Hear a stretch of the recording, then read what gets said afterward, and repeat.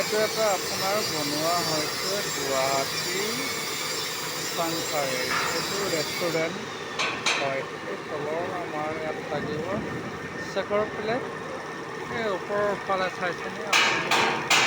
এইটো হৈছে বনাই থকা হৈছে আৰু ওপৰতো চেকৰ প্লেট লাগিব।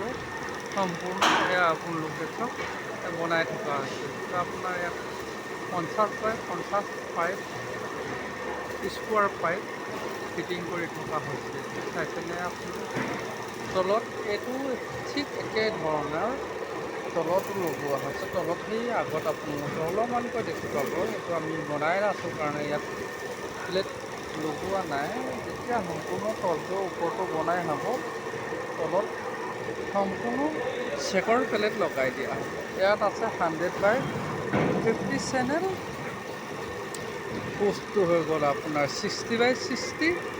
ওপৰৰ লুকটো হৈ গ'ল আপোনাৰ 50/50। এইটো চাব পাৰে। এইটো আমাৰ চাংচাৰিৰ ভাইটি এজনে ৰেষ্টুৰেণ্ট বনাই আছে 2 মহলৰ।